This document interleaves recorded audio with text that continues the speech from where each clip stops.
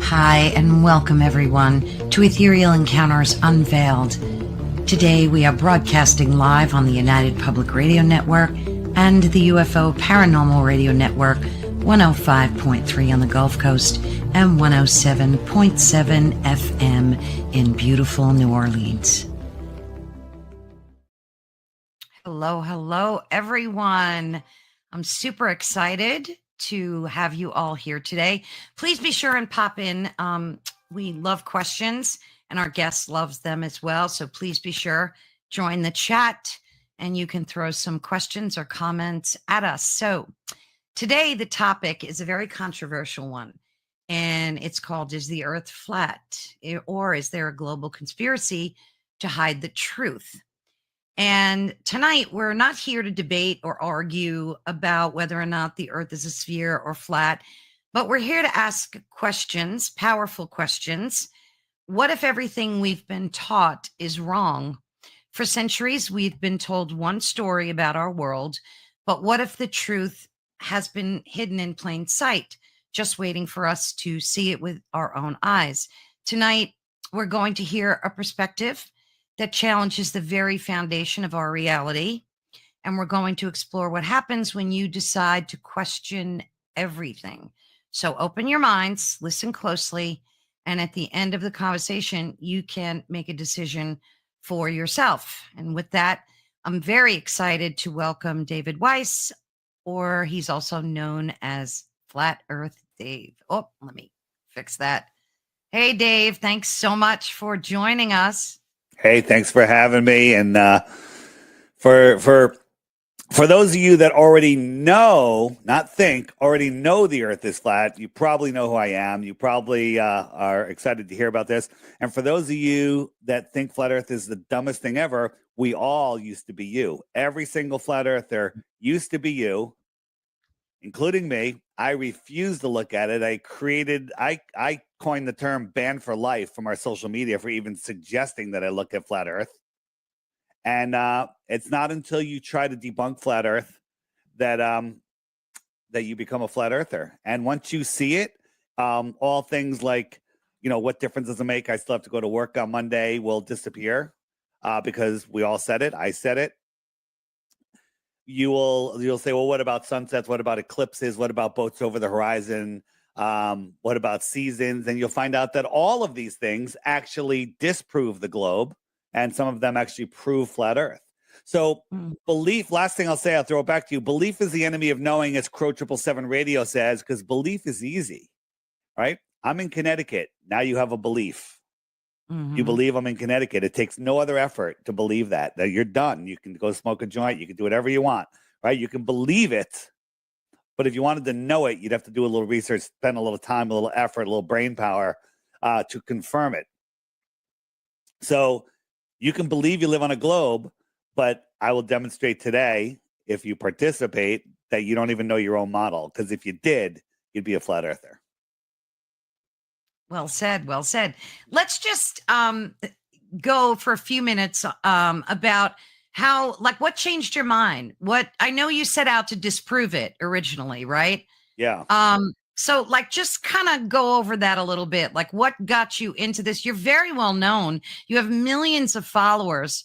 So there's something happening with the content you're sharing that's very believable. So let's just get started with how you got started on all this. It's highly censored. And if you search flat earth, you'll get fed propaganda. You'll get fed professional, we call them the anti-flat earthers, or it's just literally an evil cabal of people trying to hide your divinity. This is about, who you are, where you are, what this place is, the true power that we have.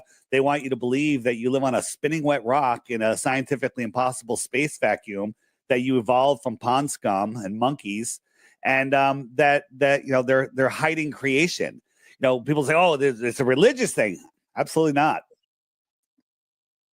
It's not a religious thing. However, when you understand that the earth is intelligently designed, that we are enclosed, that can't come from a big bang. It has to come from a creator. That's where I draw the line. There's a creator. Now you figure out what your relationship with that creator is. And I'm not even making any claims about that. All I'm saying is We live on a level, topographical, non-rotating, non-spinning, non-moving, flat, level plane. It's that all of the lights in the sky do exactly as we see. They travel around us, over us. They move over us. We watch the sun move across the sky. We watch the moon move across the sky. We watch the stars move across the sky. But we say, oh, no, they're not moving. We're spinning. When you watch the sunset, you're falling over backwards faster than the speed of sound, or the sun's just going away like it appears to be. And what got me was, why do boats disappear from the bottom up over the horizon? And that's the one that got me. So I live near the water, and I went out and I bought at the time in 2015, Nikon had just come out with their super zoom camera. And I said, I've seen boats disappear from the bottom up. And we were all taught that as little children. And you know what? As a little child, you can understand that something going over a ball will disappear from the bottom up, right? A 3-year-old can understand that. But if you try to describe perspective, what actual perspective is and how it works, some adults can't even understand it unless you really use your God-given common sense and understand what's going on. So it's perspective that makes things disappear. So I went out and bought that camera. I lucked out. I had a perfectly clear day, and there was a buoy just over 10 miles away. So I sat down on the beach. I'm maybe 2 feet off the water. It's perfectly calm. It's perfectly clear, which is really important for when you're doing long distance observations, because waves and humidity will blur, will block what you're seeing. And I looked out, and I could not see the buoy. Now, this isn't the observation, but this is a sailboat. There's a sailboat out here. Do you see it? You don't see it. It's not over the curve. But as we zoom in, what we're doing is we're increasing our angular size. And as we increase the angular size, all of a sudden you realize, oh, look, there is a sailboat there. Now, it's not over the curve. I couldn't bring it back in. Now, my finger can't hide that sailboat. If my finger was a wave, though, in the foreground, it could hide the sailboat. And look, it's disappearing from the bottom up due to these little waves. The sailboat's getting smaller into the distance, and it's just going into the horizon. So that's the first thing that got me. I said, well, the curvature calculator must be wrong, because that buoy that I'm looking for, if I round down to 10 miles, should be 66 feet below the curve. Counting for the height of the camera, 62 feet, whatever. 62 feet, that's a 6-story building. I could see the buoy, and I could see the surface of the water beyond the buoy. And I just assumed that the Earth curve calculator was wrong, but then I confirmed that, no, it's not. So then I started thinking about sunsets. Well, how does the sun drop down? It clearly drops down over the horizon, right? It clearly drops down over the horizon. But here is an example of a sunset. And here's a coin sliding across the table. Now, why does the coin disappear from the bottom up? Do you know why?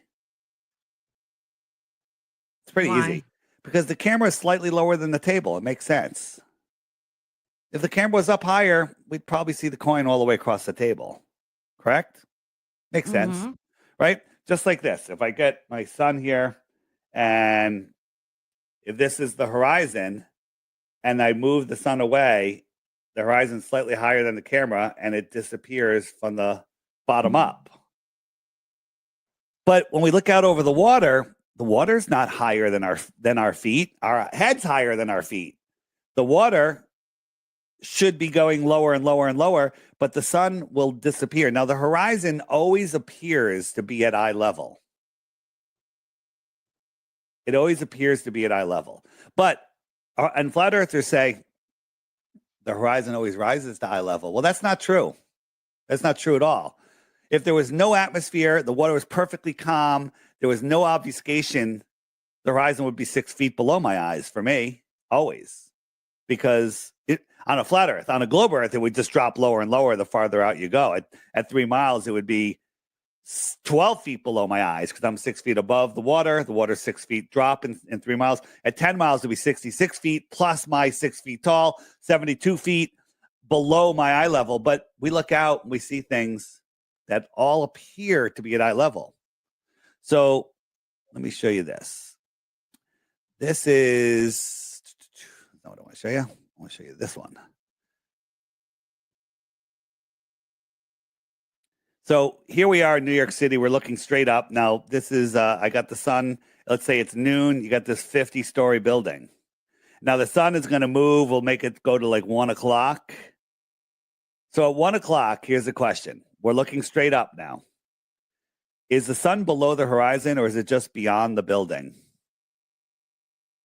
It looks like it's beyond the building. Of course, there's two ways we could see it. We could go up in the air and look over the building, or we can go backwards and maybe get a better angle over that building, right? Mm-hmm.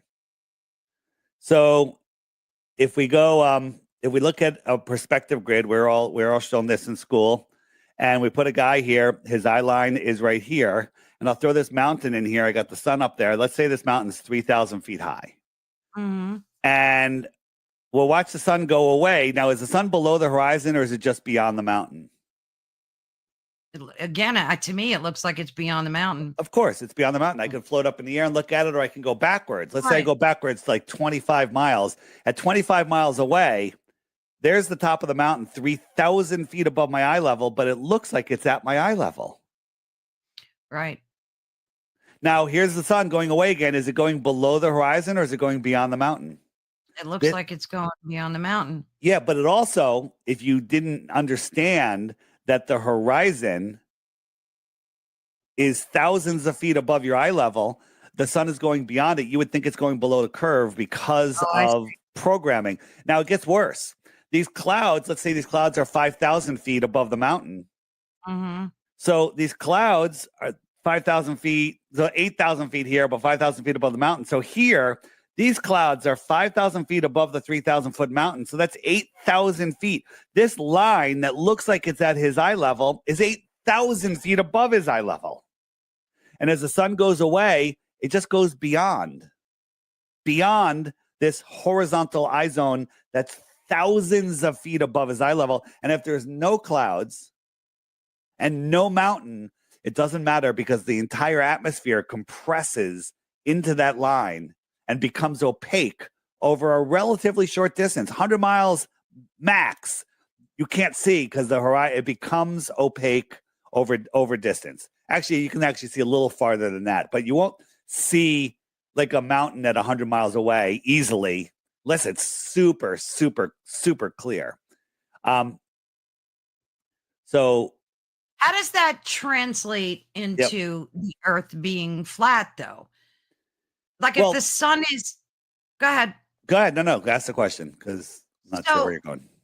In the examples you just showed us, it looks like the Earth is curved. I mean, to me, maybe it's programming. It is. I mean, what I've been taught.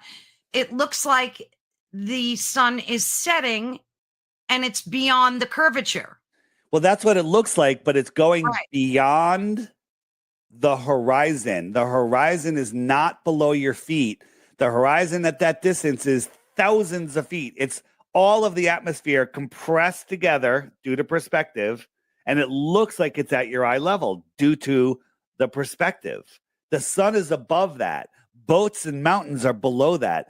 Boats will go into the horizon. The sun will go beyond the horizon. Here this is my crappy graphics here. We got a building. We're next to the city, across the river, let's just say. And if we started going farther away, we'd actually see that, look, the sun is still there, but the city is now, that's like, let's call that 30 miles away. 30 miles away, if I showed you that first, you would just think that that's a bumpy horizon, right? And as the sun goes farther away, it's just going away. It's not going below. If I got up higher, I'd be able to see it again. Let me show you. So if the Earth is flat, where is it? Where is the sun going? It goes around and it takes its light with it. It goes out. The light does not travel forever, and light does not travel through opaqueness. The atmosphere becomes opaque over distance, and it obfuscates the light. The light attenuates into the atmosphere. If you're in a swimming pool, perfectly clear swimming pool, you can see the bottom, no problem. No, let's say it's a 50-yard swimming pool. Go to one end, go under the water with your goggles. You can't see the other side because the light that's bouncing off that wall attenuates into the water. Well, the air is the same thing. It just goes over a longer distance. So Let me show you what I mean by that. But wouldn't it go from right to left on a flat plane? It does. It does go from right to left, and it does more so in our northern summer than in the winter. Uh-huh. But I'll show you, and then also the speed of where are you located? Where are you about? Pennsylvania. Where? Pennsylvania. Right. You notice now when the sun sets, it gets dark really fast, but in June and July, it doesn't. It lingers for hours, right? For like an hour and a half, 2 hours. Like the sun will set here in June or July, and it's light for 2 more hours. But now and through December, it's going to get worse and worse. The sun will set and it's dark in 20 minutes. Do you notice that? I will explain that. I'll explain that. I'll explain that in a minute. So, so let's look at. I just want to show you. Where's my sun fade out? There it is. Sun fade out. So here is. I got a drone up. Now this one's a little wobbly, but the sun was going down, down, down, down because it's going away, and then it stopped going down. If we're on a ball, it should always continue to go down. But when it gets near the horizon, it stops, and then it just goes farther away. And as it goes away, it takes its light with it, and it just goes beyond. I slowed it down here. It's just going away. It's still there, but you can't see it. It's just going away. This is all atmosphere. This is thousands of feet above my eye level. My friends are at the beach over here. They saw the sunset 10 minutes ago from the bottom up. All right, here it is again. It was going down, down, down, down, and then it stopped, and it just sat there, and it's getting smaller and smaller. Where did it go? It's going away. It goes around the earth. The sun, you can't see the sun 1,000 miles away. You can see it a couple hundred miles away max. And it goes away. Now, the sun that we see is not, it's just a projection of the actual sun. You see what I call it, we see it in our own personal atmospheric dome. This is the first sun one I did. It went down, down, down, down, down, and then it stopped. Proves that we're not spinning. And then it's still there. You just can't see it. Somebody over there, let's say it's 400, 500 miles away. It's noon for them or whatever. Yeah. It's not noon. The sun is higher in the sky. It would actually be farther than that. It would be like a couple thousand miles away. But again, we all see the sun in a different place. It's like, I'll show you what I mean by that. Optics. So we don't see the sun in the same place. Someone in Hawaii doesn't see the sun in the same place as somebody in Connecticut. Right. We see the sun. It's a different time, of course, but we see the sun in a different place. Hold on. So I look at the sky as I think that the sun. This is my opinion. The sun is above or inside of the actual firmament. We're under the firmament. So we see the projection of the sun. Here I have a sheet cutting my room in half here. I have a light 10 feet on the other side, and it looks like the sun. Matter of fact, it looks really like the sun. This is actually a square light, but it looks round, looks like the sun. Now, my wife's over here, and I ask her, where do you see the sun? So if I drew a little X with a Sharpie on that cloth, she sees the sun over there while I see it there at the same time. This is the real sun is behind the sheet. The apparent sun is the sun that we see in the sky. So this is Hawaii and this would be Connecticut or whatever, vice versa. So that's how we see the sun. It's an apparent sun. And you know why the sun looks like it moves so slowly across the sky, right? The sun is supposedly moving 1,000 miles an hour about. Right, because it's got to go all 24th and in September and March, it's going 1,000 miles an hour over the equator, 24,000 miles around, just over 1,000. It doesn't look like it's going 1,000 miles an hour. It looks like it's going really slow, right? You watch the sun move across the sky; it's moving super slow. I think that the sun that we see rise in the east is maybe 200 miles away, not even. Maybe. Yeah, I've heard that before, that it's a lot closer than we've and then been told. And then in the evening, that would be 200 miles to the west. So it has all day to go 400 miles across the Right. sky, all day. So if you get one of these little half domes, right? These little half domes, and you put a couple of them down and move a light above it, you'll see that each one will have the light in a different position. Right. It's I've pretty seen cool. that in video. Yeah, it Yeah. is. Let me ask you this, because this to me is intolerant behavior. There are people saying, how could you have Dave on your show? It's preposterous. It's blasphemy. You know, they come at you with so much hate rather than just sit back, listen, open up your mind. No one is forcing you to believe this. Just open up your mind and listen. But no, I'm going to defend them. I did the same thing. When I first heard it, I literally attacked people. It was brutal. I was horrible because it's so stupid. But then when you try to look at it, you can't, there's no denying it. Well, you could deny it. But if you're honest, there's no way you can't see it.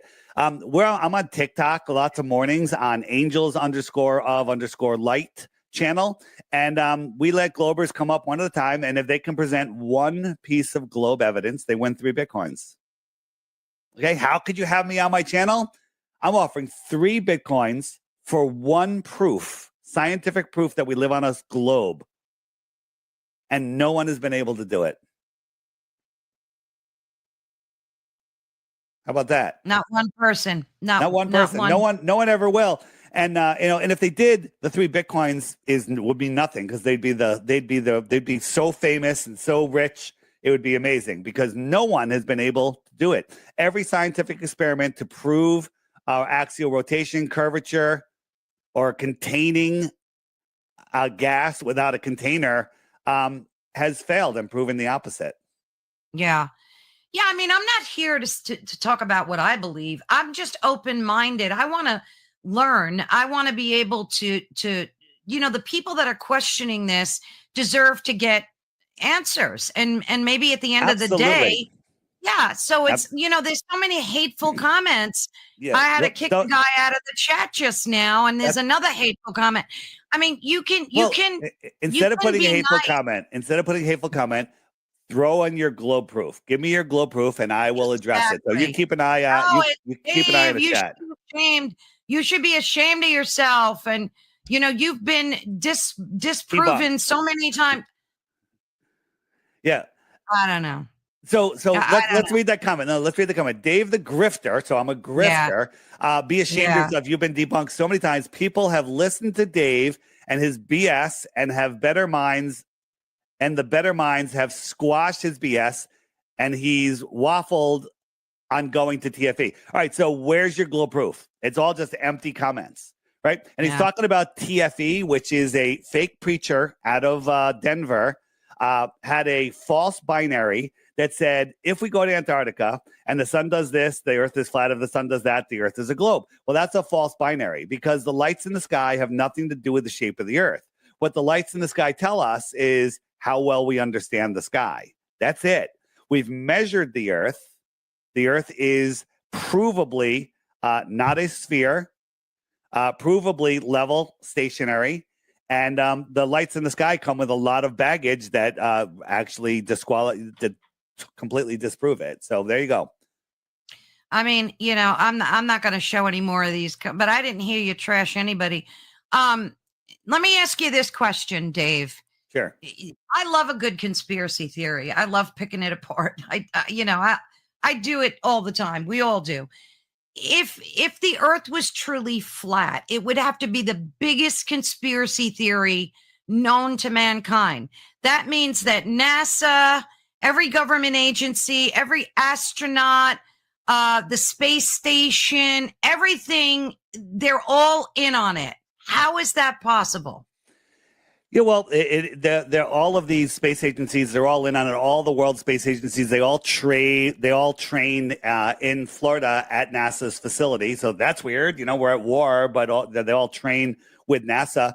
This is one of the biggest conspiracies. It's right in line with the old world. The technology that used to be here, the civilization that used to be here just a couple hundred years ago, which was way more advanced than we are now. We are. Are you talking about Tartaria? I'm talking about Tartaria, the old world, and all the evidence is undeniable. It is. I believe in Tartaria totally.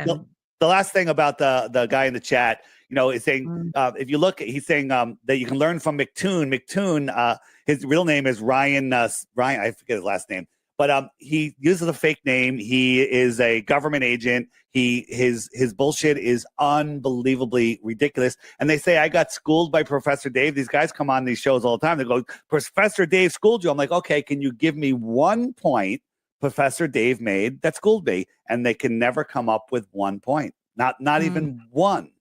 Right. So no. It's amazing. And again, if you're able to watch Professor Dave or Simon Dan, these total morons and believe them, well, that's on you. Feel free, leave me alone and enjoy your spinning fall cartoon world. It's crazy.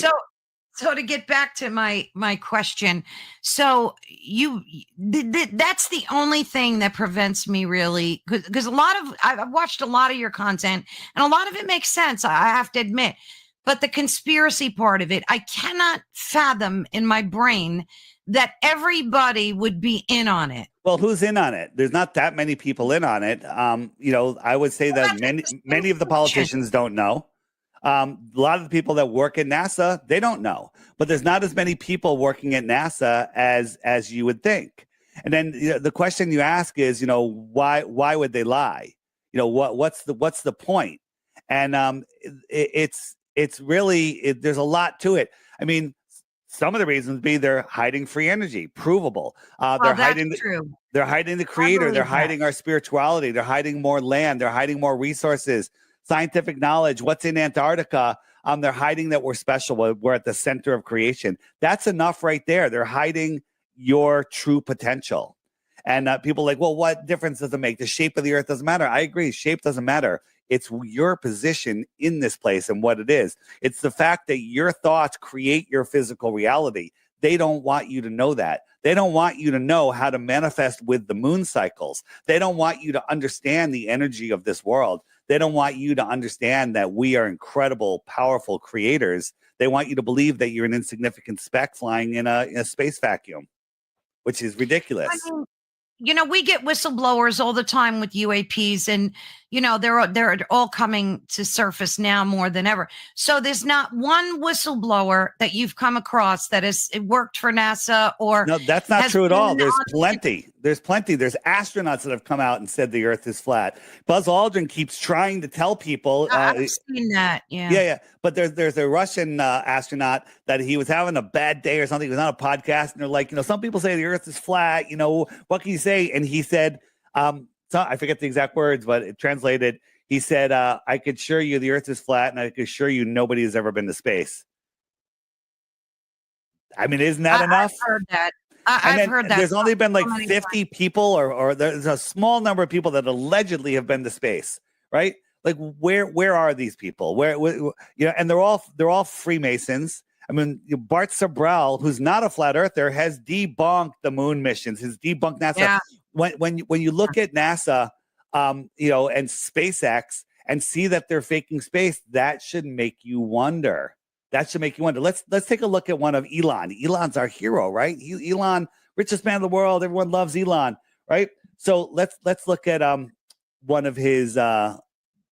Remember we had astronauts that were stuck on the space station recently. Remember that? I sure do. Yeah. So let me make this a little smaller. So I think I saw that video. Yeah. So this is them coming down, and look at these cables. These are pretty clear cables, right? And so this thing is free falling at super fast speed. Wait, why aren't these things blowing up? These are nylon. These would just shred in a second, right? Let me actually, I'm going to jump to here. This is a motorcycle jump, right? And the guy, he parachutes off, and the motorcycle gains a little speed and just shreds the parachute because it was too heavy for the parachute. But then we go back to this. this thing, with 4 astronauts in it falling out of the sky, it doesn't shred the parachutes. And then at one point, I'm just going to jump forward. It stopped coming down. It's just sitting there. It's like it's barely coming down. This is not how it would go. And now watch what happens. This is all AI. This is all AI. Brighten that up for me. So you can see the cables here a little bit. You can see the cables, and then it splashes down. It should sizzle, but it doesn't. And then all of the cords disappear. The cords disappear. Where are the cords? Now we're going to come by. Now, by the way, the boats are way over here in the distance. How did they get this drone here? This is out 800 miles out in the ocean. It's so calm. I've never, how they always land and it's beautifully calm. So here come the boats over here. Where are the cables? What was that glitch? You see that glitch right there? Watch. Oh, yeah. Okay. Oh. and then where are the cables? And then where did the cables come out of?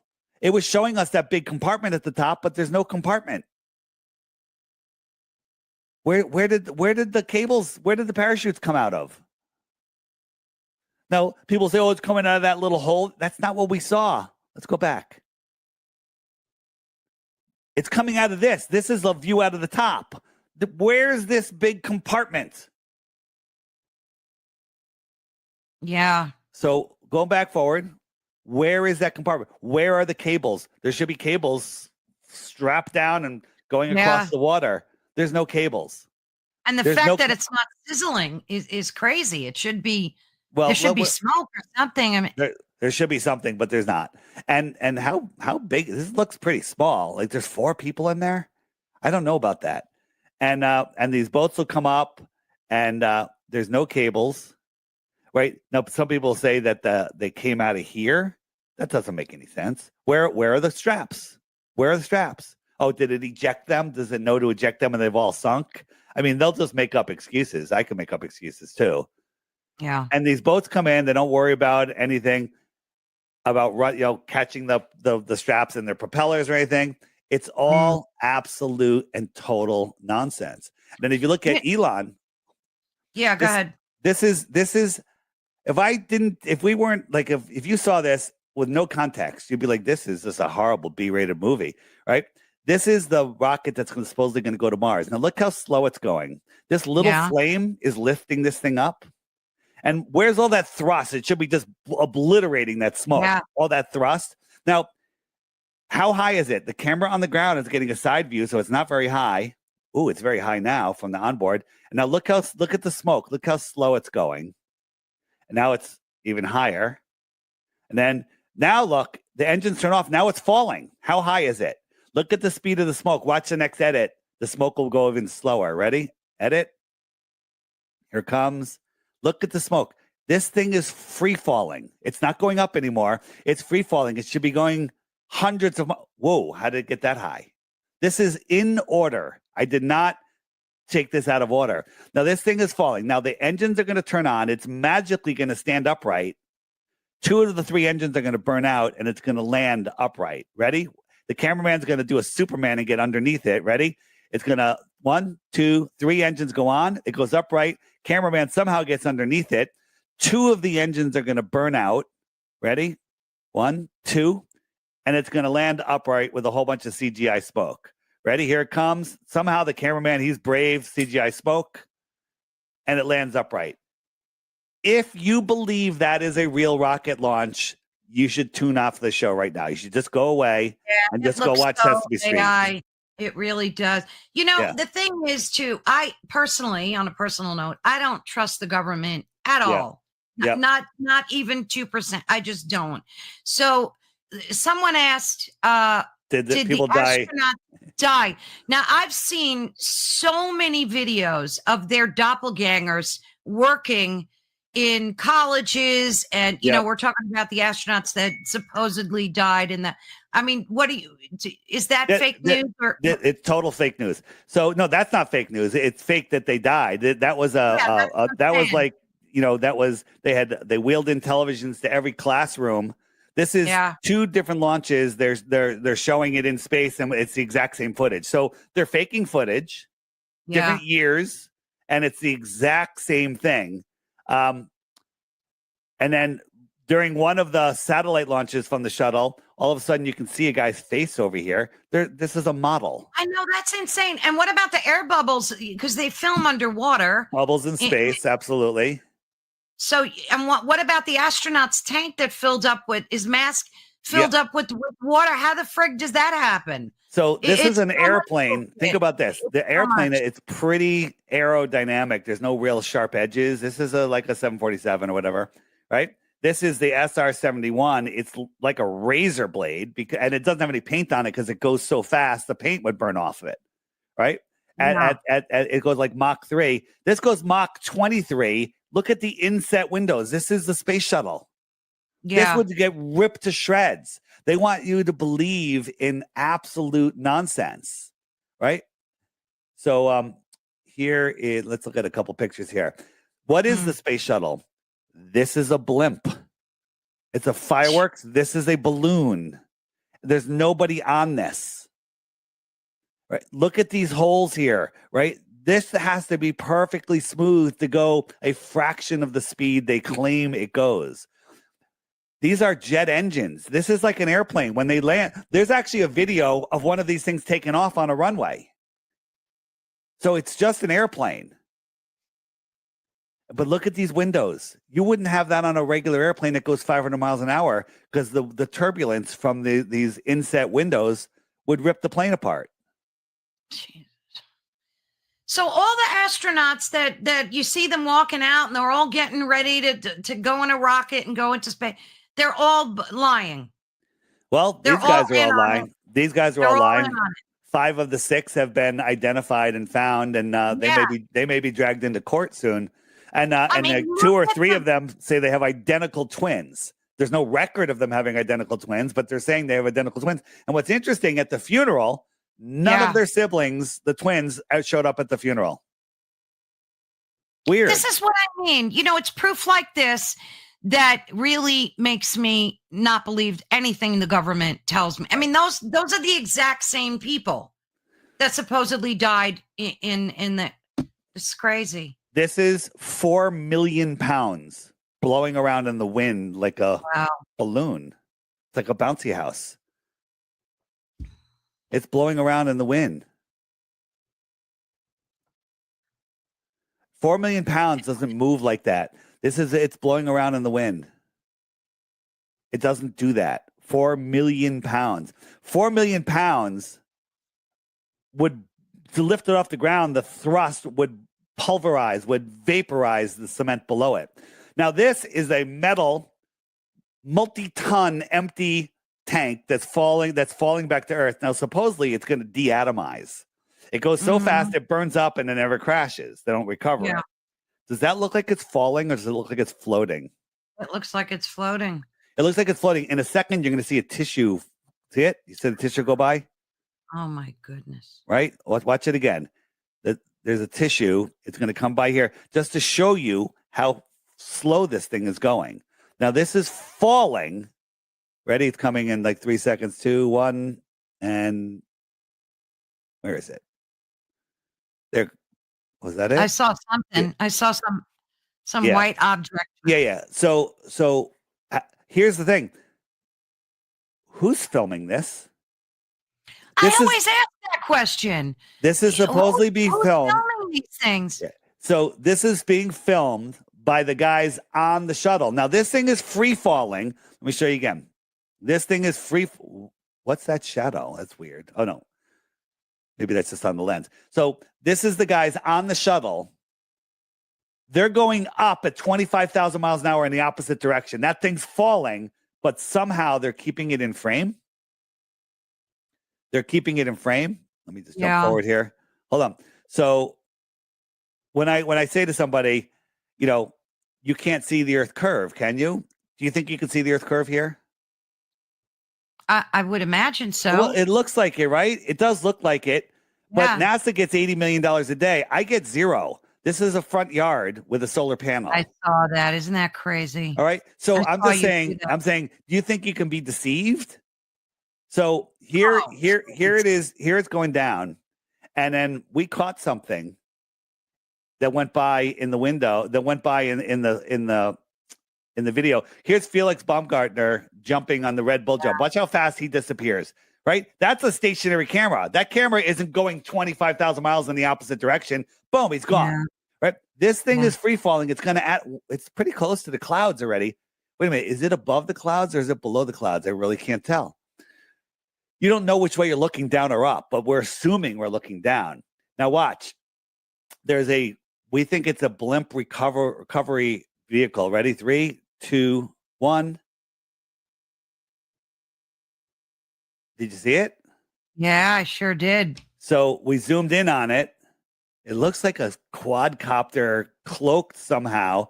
Turn it sideways, increase the contrast. Oh, yeah. It looks like some type of copter. Yeah, contrast boosted. NASA has no comment. Right? So this is showing you that it's all fake. So the rest of it's fake too. All of it's fake. All of it's fake. Right? Remember that I said the space shuttle fully fueled is 4 million pounds, right? So watch this thing when it takes off. Oh, this is what they want you to believe. Oh yeah, so watch. You're going to watch it go up and then down. Once it starts going up, it's not going to come down again. You don't lift 4 million pounds and then lower it once they get the momentum going. The other thing is, if you ever seen a hurricane will rip trees out of the ground, 250 mile an hour winds, crazy. Right? A tornado, 350 mile an hour winds will tie metal posts in knots, right? See this fence right here? It doesn't budge. There's 20,000 miles an hour, superheated thrust, and the fence doesn't even move. Watch, it's going to go up. Oh, it already bounced, right? So this thing's going up. And really cool. So they want you to believe that those people are right nearby. They're over 10 miles away, right? Nobody is close to this thing. Why isn't that thrust destroying all of those clouds? It should just obliterate them for a half a mile. They should just be obliterated from that amount of thrust. And now if you just Google space shuttle launch, you'll come up with this one. Look, the camera's zooming out.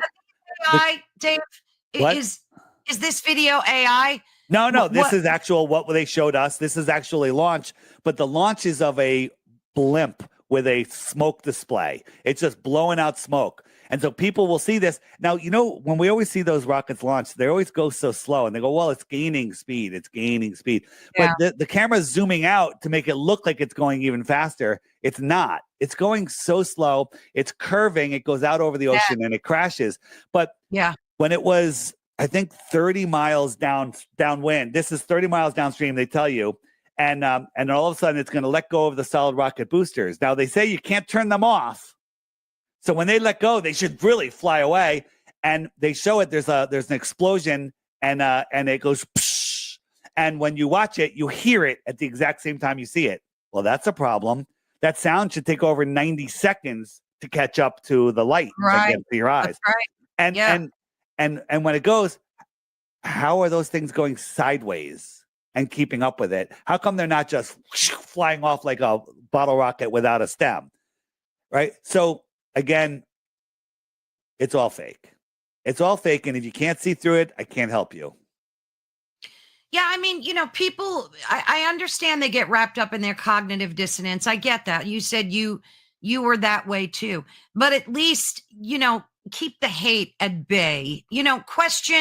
Ask your questions, have disbelief if you want, but just keep the hate out of the conversation. I don't need to be hearing that. What about the firmament?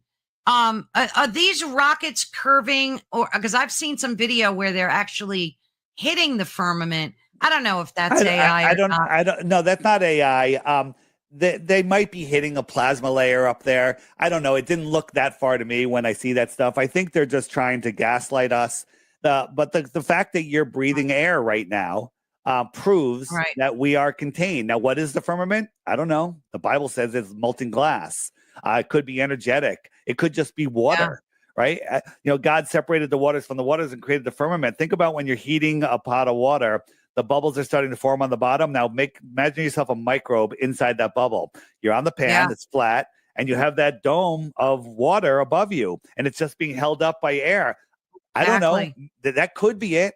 I actually think that there is some sort of physical firmament above us. I mean, I do too. Yeah, but the fact that we're breathing air shows that we are contained. We are in a contained system. You can't have high pressure next to low pressure or no pressure without a container. Here's an example of that.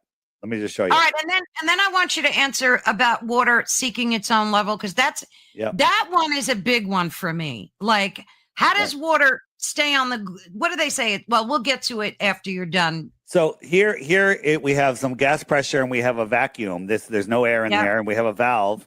And when we open it, it'll instantly equalize. Instant equalize. Now, if I made this an infinite size container, it would still equalize, but even more violently, because the pressure difference would just be that pressure would want to equalize to the vacuum.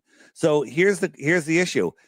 We're showing this picture from Carl Sagan from the Voyager. This is the Earth. It's a pale blue dot. All of this is an infinite vacuum. So how is the air staying stuck on that ball without a container? Right. Yeah, I mean, they use gravity for a lot of the reasoning for that, the atmosphere. I don't know. What about water, though? How does water fit into this narrative? Water always finds its level at rest. Right. Water, can you bring me 5 gallons of water without a container?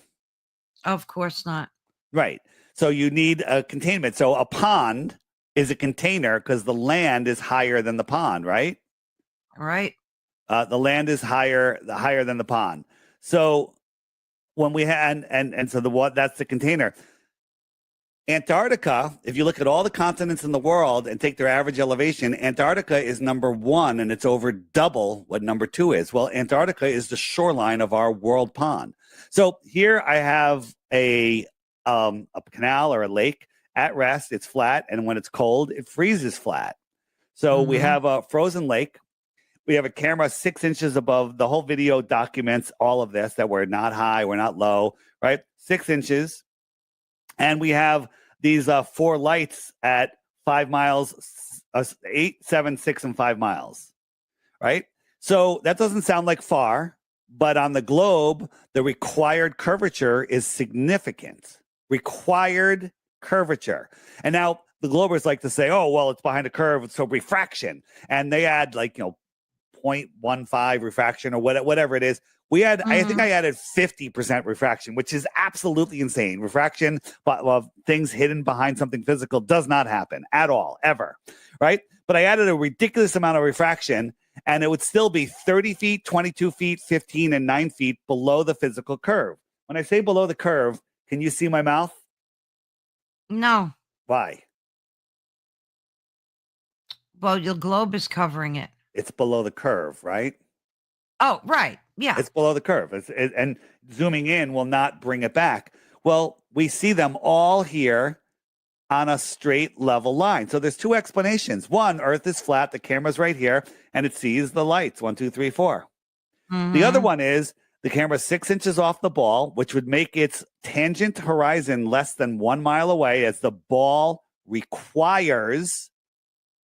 The globe has a required amount of maximum distance that you can see. Now, a foggy day, different conditions will change, will shorten it. It'll never be longer. Even at the most perfect conditions, it'll never be longer. And you have to believe that this one's refracting up that much. This one's refracting up more. This one's refracting up more. This one's refracting up even more. Now, none of them refract a little lower or a little higher. They all magically stop at the tangent of the camera. One of those is retarded, and the other one is absolutely makes perfect sense. What do the globers say when you show them evidence like this? Refraction. How do they refute that? They say refraction. They say refraction, but refraction actually pushes things down, right? Refraction actually pushes things down. It makes it worse. But the thing is, I'll agree that when you zoom, like I'll take my zoom camera, I'm on a beach and I'm zooming in on something a mile away, and it gets all distorted, and sometimes it gets pushed down, and it does. Sometimes it'll disappear. You do a time lapse over a long distance, and as the heat and temperature changes, the horizon will change. It'll go up and down. The buildings will disappear. The mountains will disappear. It comes and goes, and that's not because the Earth is flexing. It's just because the refraction is doing all weird things. But if you and I were on a flat surface, let's say we're at the Great Salt Flats, and we built a 10-foot brick wall in between us, there is no distance that we could separate ourselves from each other that you would pop up over that wall, because there is no light coming off of you to refract to my eye. It's only line of sight that will refract. Now they'll do stupid things like, they got a ball with some tacks that are over the horizon, and they'll stick a lens. That lens is higher than the camera, so it's literally refracting it around because the lens is above the camera. So they'll do stupid tricks like that and go, look, you can see the tack, behind here. Like the famous picture of across of Milwaukee, of Chicago, across Lake Michigan. Mm-hmm. The famous picture. Yeah. That. And we took a boat, two of our guys, a clear day, and they kept it in frame the whole way. They went 50 miles across the lake, and the mirage that's supposedly there never disappeared. They'll go like, well, the bottoms are missing. Well, the bottoms are missing because of the atmospheric and the waves and the marine layer. But the top of the tallest building should be 100 feet below the curve. This is the picture, but here's the time lapse. This is an 18-hour time lapse. Now look, this building doesn't move. It's right there. Now, this is like an 18-hour time lapse. The building's still there. It's still there. The weather's changing. The temperature's changing. We're going to go into the night. And it's still there. It's not going anywhere. It's still there, right? That's because we can see it because it's there, because the light's coming off. That's it. That's the whole time lapse. So if the Earth was a globe, if the Earth was a globe, right? the tallest building, the top of the tallest building would be. Right. Let me get back here. The top of this building would, I forget the number. I think it's 100. I think this building is 1,600 feet tall, and there would be 1,800 feet of curvature. Wow. Yeah, but we can see all of this. Yeah. So this stuff is merging into the horizon. Yeah. Once you understand how perspective works, they've hijacked perspective and called it Earth curve. Yeah. Yeah. Heidi said she's curious about what the correlation of the Earth's speed and the flat Earth theory. Well, the Earth isn't moving, and they've hijacked the motion of the stars. Go outside, take a deep breath, and realize that you're not moving, right? They want you to believe that the Earth is spinning, whirling and twirling in 4 different directions. You're spinning at 1,000 miles an hour. You're orbiting at 66,600 miles an hour, which you can't even fathom. You're chasing the sun at almost 500,000 miles per hour. And this entire system's moving sideways at millions of miles per hour. Yeah, it's crazy. But nothing ever changes. All of the zodiac stars never change. Well, that's a very interesting thing. Well, how do they account for that? Shouldn't the stars change at night? Like they say that it's so far away that there is no parallax. Now, cool story, bro, right? But it's so far away that there's no parallax. And that's you can't argue with it. I mean, you can't argue with it. It's so far away, even though we're traveling 4.5 billion miles every year, year after year after year, never returning to where we were before. Polaris is so far away that we don't notice it moving. Okay. When you actually take the time and look at, like, how could we even see Polaris at the size and distance that it is? You couldn't see it. But you know about the Georgia Guidestones, right? Absolutely. So there's a hole in the center one, like the thickness of a straw. You look through it, there's Polaris. Now, they also tell us, besides the Earth moving 186 million miles from one side of the sun every year, summer, winter, it's also moving 4.4 billion miles. But Polaris never moves. It's because it's so far away. But the axis of the Earth is wobbling 1 degree every 72 years. We're on a 26,000 year cycle. That's what they tell us, a precession of the equinox, right? Okay, cool. So if you look and say what is how many what is 1 degree in the sky, and 1 degree is 2 to 3 moon widths. I forget, is it 1 degree, 2 to 3 moon? Yeah, 2 to 3 moon widths. Well, the Georgia Guidestones were built in 1981, up for over 40 years. So there's a half a degree, which would be at least 1 moon width, and 1 moon width would put the Polaris right outside that hole. Well, we went there, and we saw that the stars circle around. Polaris is in the middle. It's not out of the hole. So we made a couple videos about it, going, "Hey, this absolutely proves that the Earth isn't wobbling." Right? Because there are other stupid excuse. You can't argue with stupid. But there's no argument against this one. And a couple weeks later, a terrorist blew up the Georgia Guidestones. Yeah, 3 hours later, bulldozers were there, took the whole thing away, stole the time capsule, no investigation. That blew me away. That they just came in, wiped away all the. They even had a video of the car that supposedly was responsible. They had a video of the guy that shot Charlie Kirk also. Okay. Yeah, exactly. Yeah. It's things like this that make me. You came out with this video when 3 weeks before they blew it up.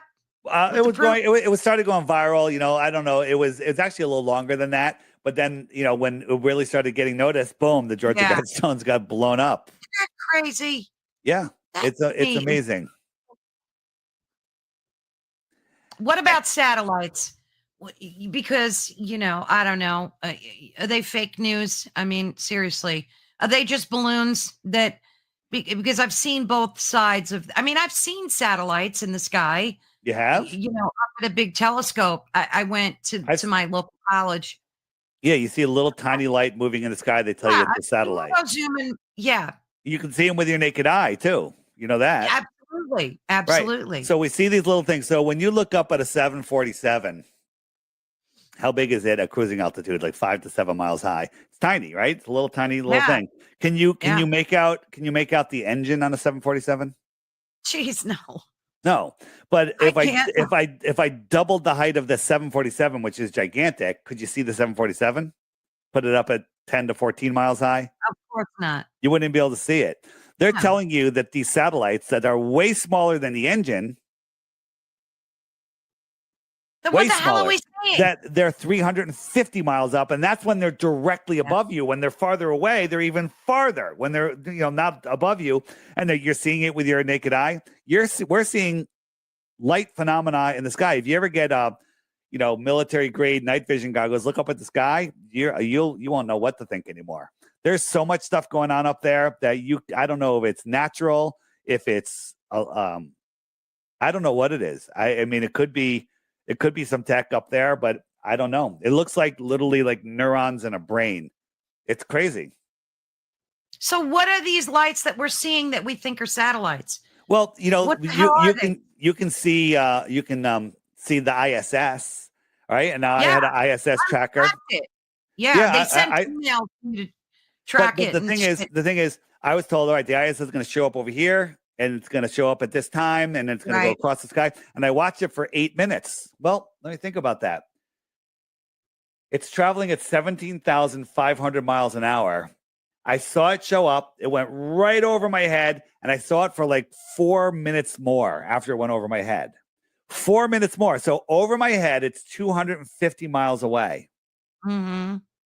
And I could see it about the size that I would see an airplane, which 747, which is about the same size. So 747 at 1/25th of that distance looks the same size. Weird. How is that possible? And then I watch it for 4 more minutes. So it's traveling 17,500 miles an hour away from me, and I can still see it for 4 more minutes. It's over California, and I could still see it. It's impossible. If it was as big as Connecticut, I wouldn't be able to see it. I mean, are we just being lied to about everything? Is there an International Space Station? I mean, I've seen... There is. It's in a pool, though. Right. I've seen so many of those videos with mistakes with gravity and, them with harnesses flying through. Yeah. I have a million videos on that. Yeah. So on my app, the Flat Earth, Sun, Moon, and Zodiac Clock app, if you go to the frequently asked questions page and we go to the satellites up here, satellite section, Okay. let me pull that up. The first video is May and the Angels of Light from TikTok, and this guy Geocentric who lives in Aruba, somewhere out there, and walking along the beach, he found this little styrofoam computer chip attached to a piece of a balloon, and he knew what it was right away. It was it was a weather balloon that picks up all this data, and so he cleaned up the disk and everything, and he was able to reverse engineer and found which website it went to. It went to this satellite tracking website called GLONASS, which is run by Russia in the United States. Weird. And we can, in real time, we can look at these balloons. Now, they launch these balloons from 960 some odd locations every day, twice a day, all across the Earth.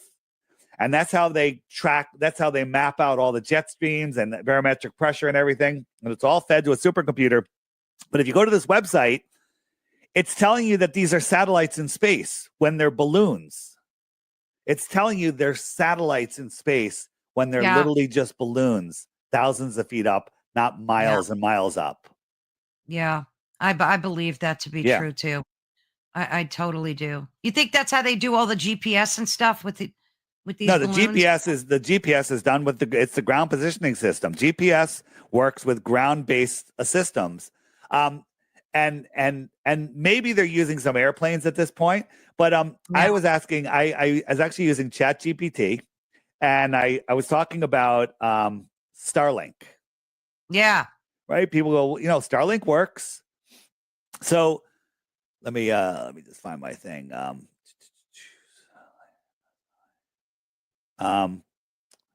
Right. So we know that satellites are launched on balloons, that NASA launches these things all the time.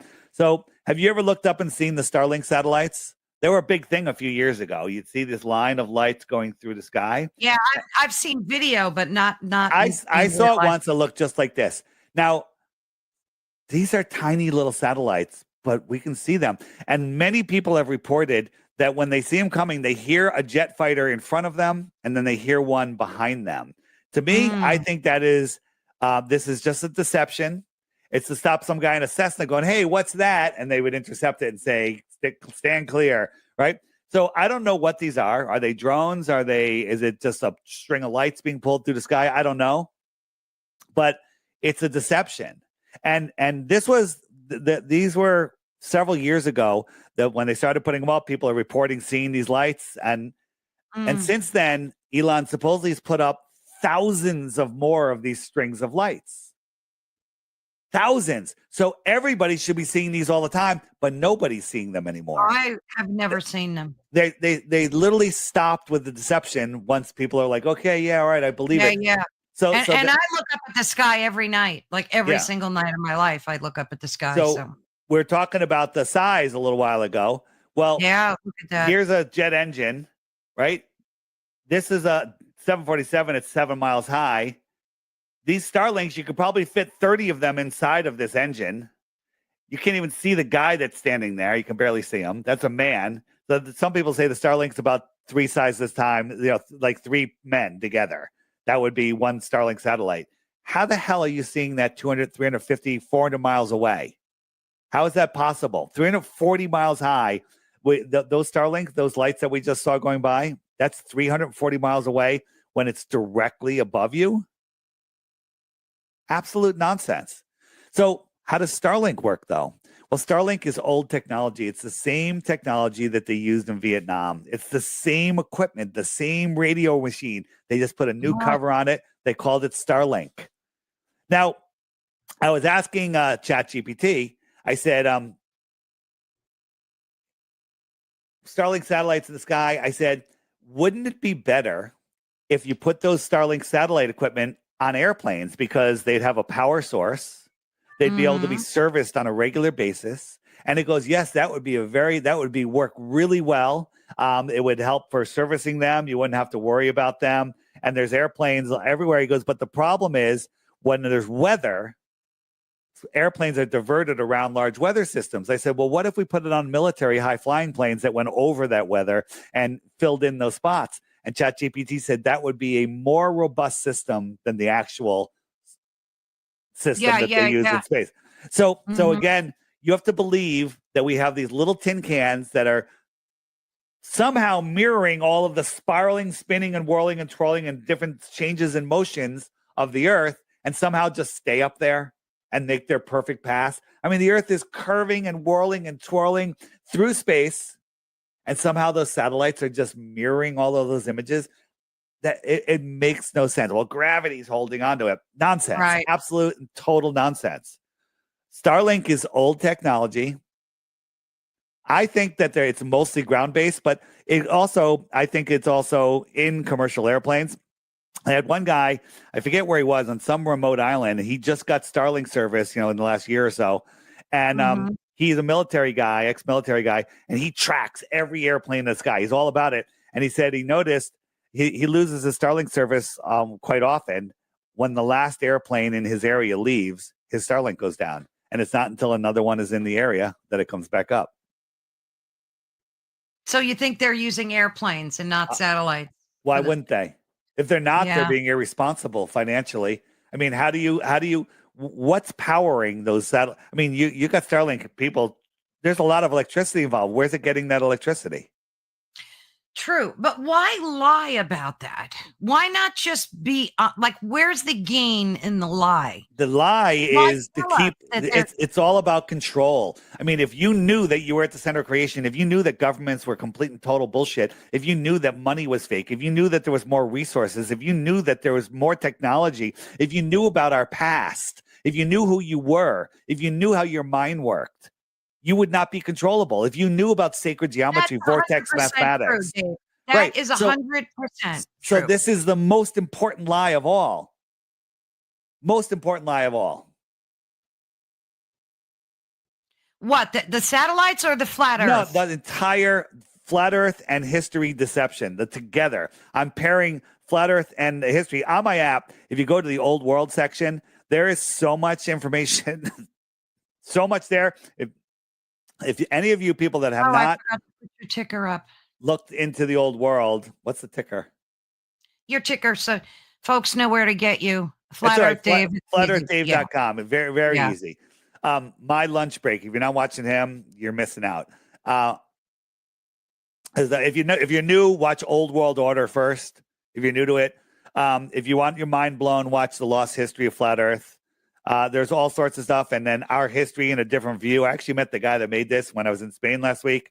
Amazing. There's so much amazing stuff on here. It's as big as Flat Earth. When you understand what this place was. Yeah. Could you show us a picture of what you think the Earth looks like flat? Like the most, something that replicates what's in your mind's eye. There's an actual video from a balloon. You can't see forever. Here's the local sun right there. It's lighting up this part brighter than this part because it's close. The atmosphere becomes opaque over distance. It's not this colorful ball that NASA shows you with their cartoon images. This is the flat Earth. That's it. Do you have a picture from a further out perspective? Nobody gets higher than this. Nobody gets farther. This is as far as you can go. How about an animation of one, or so we could just imagine in our mind's eye what it looks like? Because there's a million images on the internet of this flat Earth with, the ice wall around it and a dome over it. I mean, is this about this pretty close to what? How about that? So that's what I'm saying. You got the sun and the moon that circle around. Right. This is Antarctica. Right. That's what I'm saying. This is a level, non-rotating, enclosed. You got the dome. I think the dome is much lower than that. This is just a representation of how we see. So space is outside of that, or is space? I think there could be multiple layers of realities above us. I don't know. I don't know what's below us. Nobody does. Not even a globe believer. It's the deepest hole is 7.8 miles. The Earth does not spin. There's no, like, go outside and watch the sun move across the sky. The sun is moving across the sky.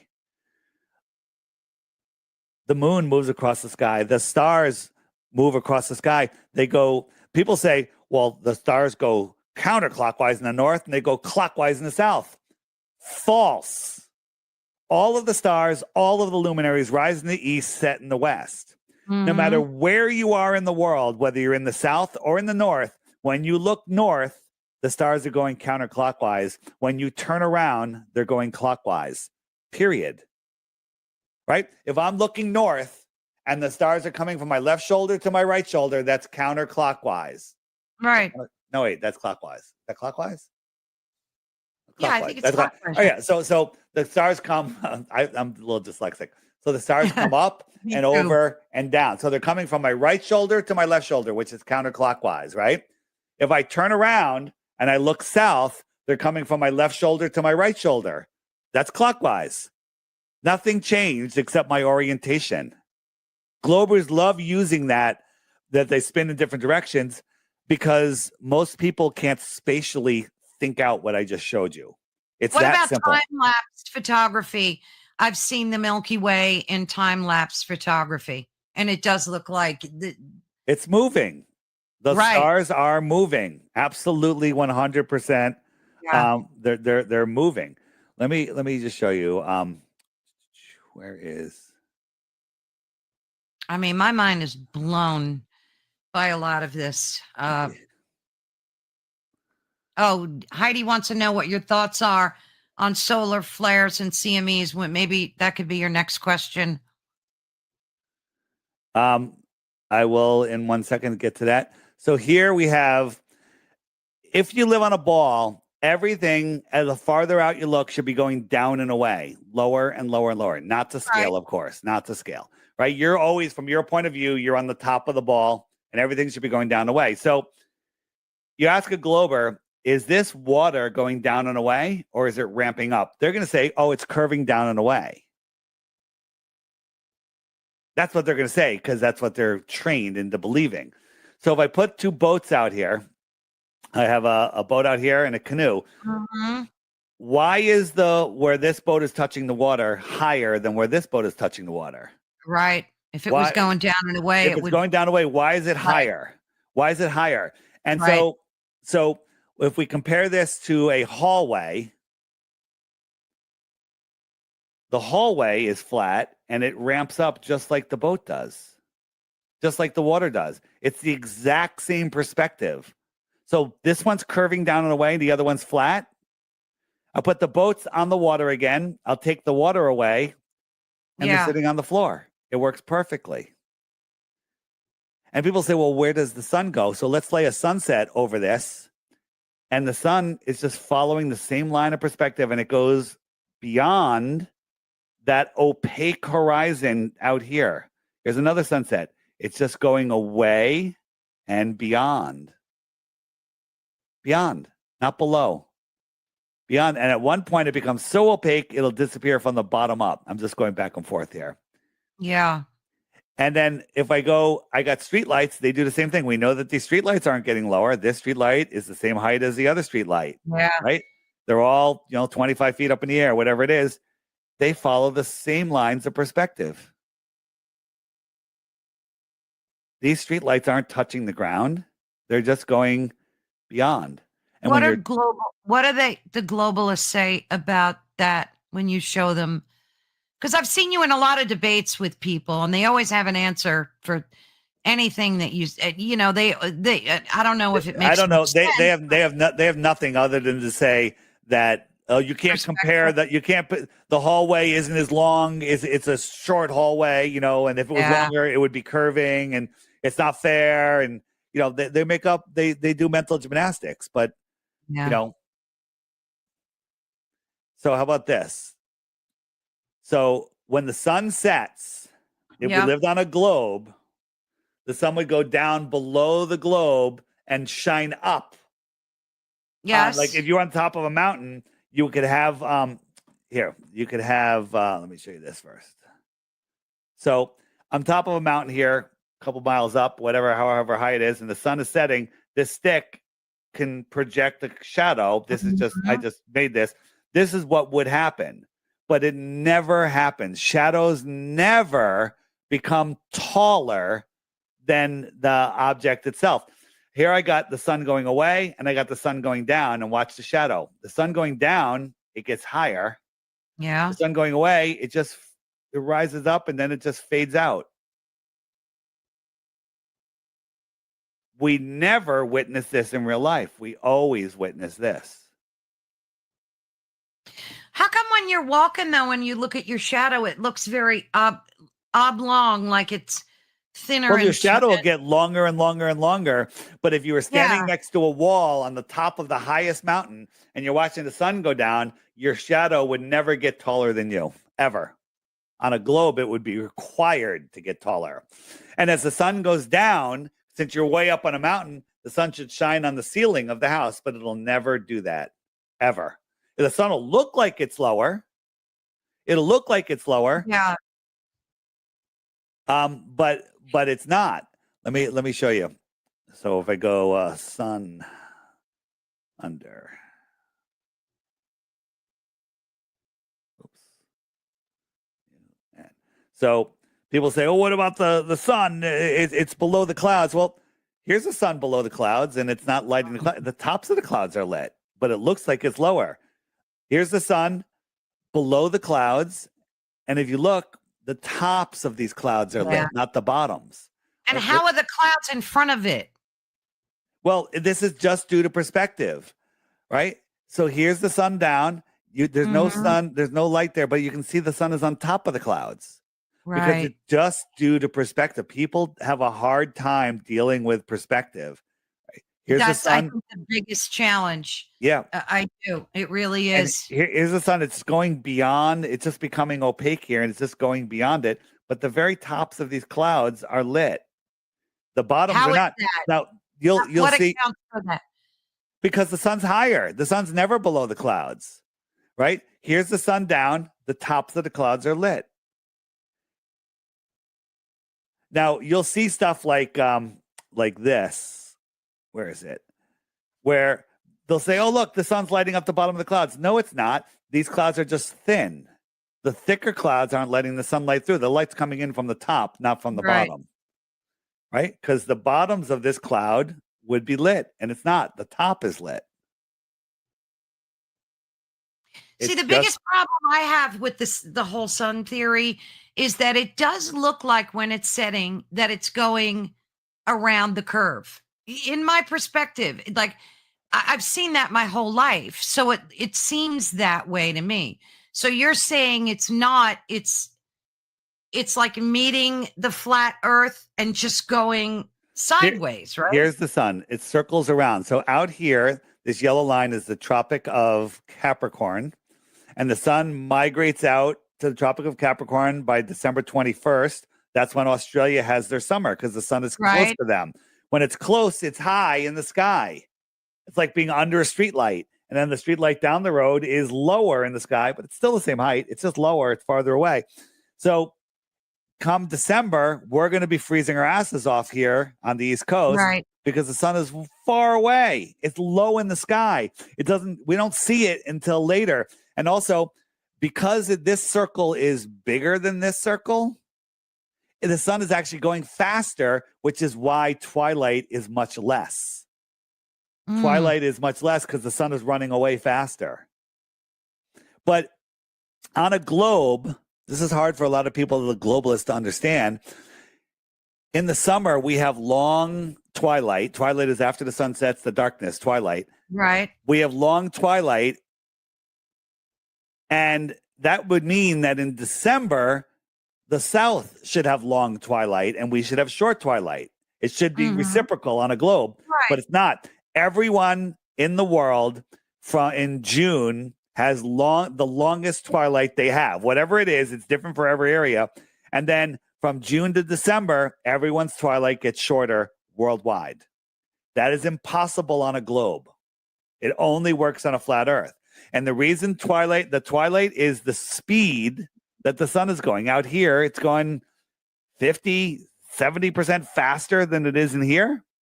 That's why twilight is shorter worldwide for everybody. I see. So the sun migrates here. I'll show you. So right now we're in September, October, November, December. So in December, the sun is all the way out here, goes right over Australia. They have a nice hot summer. We're freezing our butts off. So December, January, February, March, April, May, June. So in June, it comes all the way in here. Oh, We have longer days. It's going slower. Right. And it comes up. So right now, it is it's about 6:30 for us, right? It's just getting dark right now. The shadows are just coming. It's morning for Australia. I could turn on the time zones. Let's see what time it is in Australia. It's 8 a.m. in Sydney right now. 8 a.m. The time zones move with the sun. Wherever the sun is, it's noon. It's very easy. Wherever the sun is, it's noon. Across from the sun is midnight.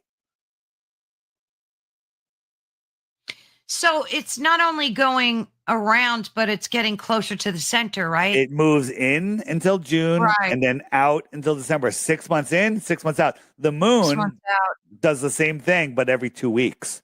2 weeks in, 2 weeks out. 2 weeks in, 2 weeks out. Let's talk about the moon for a second. The moon is obviously a globe. It's a sphere, right? Well, not obviously. They call it a lunar disk. Right? I mean, it has a dark side in it. Does it? Does it even have another side? I haven't been there. Have you? No, but I've heard the Chinese have landed. You've heard the Chinese have landed. I also heard that I've heard that Godzilla is in China too. So you don't think there's a dark side of the moon? If the moon is a sphere, there might be a dark side, but the moon might be a light in itself. The moon, when there's a new moon, nobody ever sees the moon. No, that is so puzzling to me. Why is that? Because it's a new moon. I don't think it's there at all. I think that. Let me show you what I think happens during a solar eclipse. All right, everybody, hang in there. Yeah, because that was going to be my next question. Yeah, 8:20 in Sydney. Thanks, Mish. So what's under our flat Earth? Nobody knows what's under it. Right? The deepest hole ever dug on a flat or globe is 7.8 miles. Nobody knows. So I'm going to go to eclipses for a second. So here's my theory. And again, I can't make claim to this, but we'll get back to that one. But go ahead. Yeah. So let me, where is my eclipse? So when we see a solar eclipse, this is what we say. And we're told it's the moon. Yeah. Right? Do you see the moon? I see part of the moon. No, you don't. You see a missing chunk of the sun. You see the moon? What? You see a missing piece of the sun. Oh, you don't see the moon. You don't see the moon. Solar eclipse. I'm looking at. This is a solar eclipse. You don't see the moon. Eclipse. Okay. You see a missing I call it missing sun. Missing sun. Right? But I witnessed a solar eclipse. You did, with but you didn't see the moon. You saw the sun disappear. You saw this. No, I saw the moon move in front of the. No, you didn't. You saw the sun disappear. You never saw the moon. You think it's the moon. I think I could see the moon there, but I don't really see it. It might be the moon, but you don't see the moon. That's my point. Correct. Okay. What am I looking at then? Here's my theory. Yeah. I believe that the eclipse is caused by either the moon or something else going behind the sun that we see. So here's an actual eclipse. Okay. That I filmed. I filmed this. It was a very chemi, so it actually helped with glare. And I'm watching the sun disappear, but I don't see the moon. It looks like sky. This looks like sky. It does. Here's my created eclipse. This is my rear projection paper towel eclipse. I have a source light behind the towel, a light shining through a tube, and then I eclipse it with a Snapple bottle cap. Now, do you see the Snapple bottle cap? No, I do not. You see the eclipse. But if you knew that it was a Snapple bottle cap eclipsing, you would say, oh, I see the cap. But you don't. You don't see. You just see the paper towel sky. You just see the sky. So now let's watch this. Ready? Just hang in there. Yep. Okay. Yep.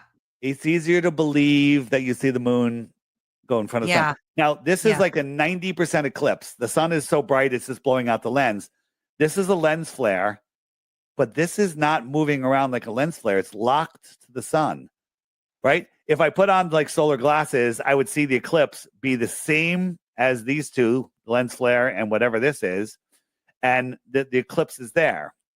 This is just bright. It's blowing out the lens. Understand that, right? So what is this? I think this is the source sun. And during the eclipse, the sky gets dark enough where we can see through the sky and we can see the source of this projection. Let me show you what I mean. Let me show you. So I think I know what you mean. So no one has ever seen the sun approach. I don't see the moon. I mean, approach. There it is from you're getting a rear view. We don't see the moon. We just see missing sun. We don't see the moon here exiting the face of the sun. No one's ever seen the moon exit an eclipse. Yeah. But I said, wait, maybe the sky's more transparent. So I did it with tissue paper. Here's the sun that we see. There's the projection from behind. So you're saying it's like a flashlight in the sky. It's a light in the sky. I don't like this saying a flashlight, but if you look at, so this is, I'm looking through the sheet and I can see the tube and the thing behind the sky. Here's the eclipse. Here's the thing that's locked to it. And here's the real eclipse and here's the sun. It's the same thing. It's the exact same thing. What do they say to that when you show them the globers? What do they say? They don't say anything. Yeah. I don't actually talk to globers anymore. They're like, oh, you think the sky's a paper towel? Oh, you think the sun's a spotlight? You know, oh, and they just change the story. They literally gish gallop to the next thing and throw insults. They're not really worth. There's certain people that are meant to wake up. There's other people, as I think it's Dolores Cannon, that says that their soul, they don't have souls, or they may have come from clones, you know, from the I was talking to Guy Anderson today. Non-player characters, yeah. Like if you look into the Cabbage Patch Kids, a lot of those babies may have been cloned or manufactured in some way, and you know, that's like those are like new souls versus an old soul. I don't know. Yeah. Oh, good Lord. Yeah. So a lunar eclipse occurs when the Earth passes directly between the sun and the moon, and that casts a shadow on the moon's surface. That's what they say, but you can't cast shadows for 250,000 miles. Shadows disperse over distances. So let's take a look at the lunar eclipse also. So the lunar eclipse, let me see if you can see this. So when you use a ball to cast a shadow on another ball, it does it. See how it leaves as an ellipse? It's not how it gets narrow. That's casting a shadow. It's narrow, then it spreads out, and then it leaves narrow. But that's not what we see in an eclipse. But we don't even need to go there because there's a thing called the selenilian eclipse, right? We're told that the Earth is getting in between the sun and the moon and casting the shadow. But if you can see the sun on the right side and the moon on the left side above your horizon, this line represents his horizon, that means the Earth isn't in line yet. And so the problem is the eclipse starts before one of them sets, which makes no sense. How is that possible? And the shadow comes in from the top sometimes. Wait a minute. So this is what we see. This is what we should see. What accounts for that? Well, the scientists, they call it, because they probably can't pronounce selenilian, so they just call it the impossible eclipse, and they have nothing else to say about it. They call it the What? impossible eclipse. They can't explain it, but it just has to be what we're told it is. That's how stupid our scientists are. They're not Yeah, using science. They're think using they're- pseudoscience and fairy yeah, tales. yeah. So someone's saying, "What, Mish? Why? So why do they eclipse?" Well, on a flat Earth, um, they can just pass near each other, whatever it is. There's no evidence that it's the moon that eclipses the sun. Mm. But this is not the scale, also, or timing. So the sun takes 6 months to go from here to here. The moon takes 2 weeks to go from here to make a half a turn, right? So there's a cycle that comes together. So again, the moon would be going in and out much faster, but every certain cycle, the sun and the moon will get near each other and they'll cancel each other out. And so here comes an eclipse right there. The wheels in the sky keep on turning. And there's your Yeah. eclipse. There's your eclipse for that small area of time, right? If the moon was really eclipsing the sun at the distances they say, everyone on Earth in the daylight would be able to see it at the same time. But it's also just a very narrow path, right? You can't take a shadow of something and make it smaller than the actual thing. Shadows only Right. get bigger, right? So the moon is it 2,000 miles wide? I forget. But the shadow of the eclipse is only 70 miles wide. Yeah, that never made sense to me. Yeah. That never made sense to me. Yeah. The other thing that baffles me is gravity too. How do you explain gravity? If it's not a force pulling us towards the center of the globe, then what is it? I mean, in your estimation, does gravity exist on a flat plane? Well, gravity is electrostatics. So gravity is just a theory. So here's here's the thing. This guy sent a drone up, and he's got a thin copper wire on it, and he's going to connect it. This one's connected to the ground. The other one's connected to the drone. Let me just go forward here. This is called a Franklin bell, and when the metal touches, it discharges, then it goes the other way. So it's using the electricity that's coming from the sky. So this is electrostatics. So imagine if I turn that sideways, and so it's attracted towards the negative side. Well, the Earth has a negative charge. The sky has a positive charge. Anything in the air is positively charged. So the attraction is down. It's a weak force. Oh, I see. It is a weak force. It is a weak force, but they say it's 10. The electrostatic force is 10 to the 36 power stronger than gravity. 10 to the 36 is a number that doesn't even exist. It's so big, you can't fathom it. It doesn't exist in your mind. It can't, because it's so big. You know how long a trillion seconds is, right? Well, how long is a trillion seconds? Take a guess.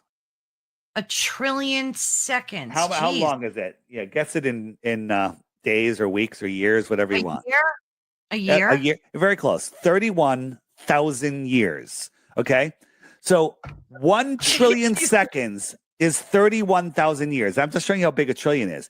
A trillion is 12 zeros. 12 zeros. Yeah. So we times 31,000 years times 1,000. Now we're at 15. Times 1,000. Now we're at 18. We got to keep timesing it to 1,000 until we get the 36 zeros. Yeah, that's unfathomable. Right. And they're saying it's that much stronger than gravity. Well, there's been no test ever that has isolated gravity. None. Well, Cavendish, it didn't isolate electrostatics and have an independent variable. It's nonsense. Right. So here we have some helium balloons left over from a party, and we have this button. It's floating like 2 inches off the floor. This wire goes to a Van de Graaff generator. Now we're going to add a higher positive charge than it naturally has. And when we do, it gets attracted to the ground. Now, do we change gravity, or do we manipulate the electrostatic attraction? We discharge it, it goes up. right? This is easy stuff. We have a negative charge in this. It repels itself from the earth. Turn it off, it goes down. Turn it on, keep it on, it goes up. Right? So this is the silent drone at MIT. It has no moving parts, and they're just using electrostatics for lift.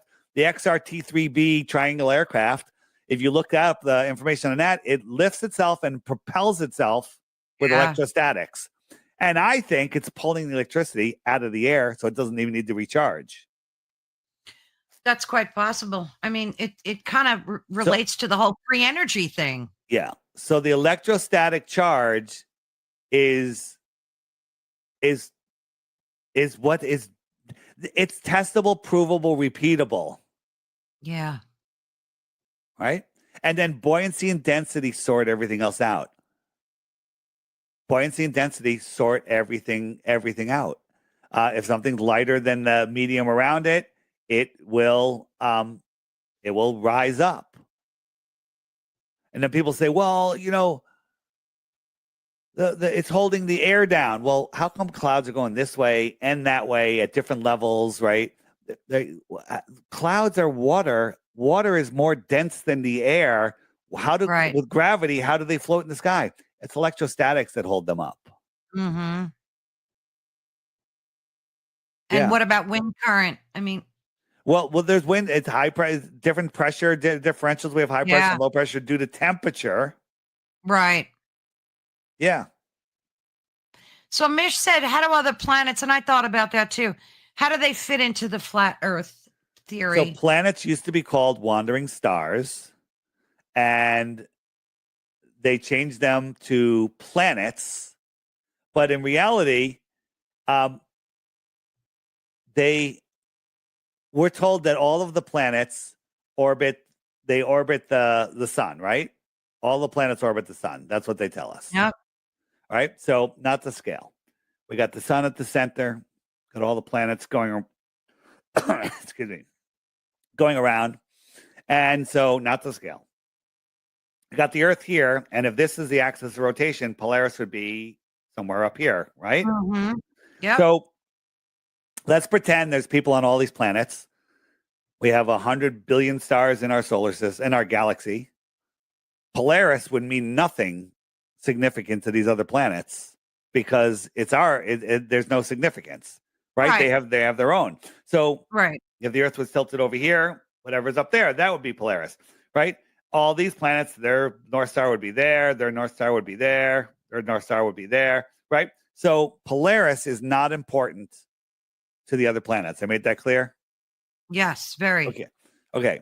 So why is it that all the planets, all the luminaries, all the asteroids all circle Polaris? Mars, Venus, Mercury, Juno asteroid, Neptune, Uranus, they all circle Polaris in their perfect spirographs. Why is it that all the eclipses repeat their patterns every 18 years in this heliocentric, gravitationally held? You know what the three-body problem is, right?